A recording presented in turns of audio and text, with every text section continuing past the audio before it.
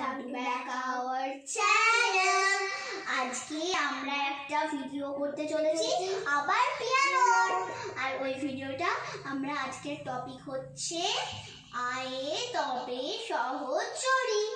ওই গানটা আজকে আমরা বাজাবো আর ও গান করবে। সো আমরা এখন স্টার্ট করব।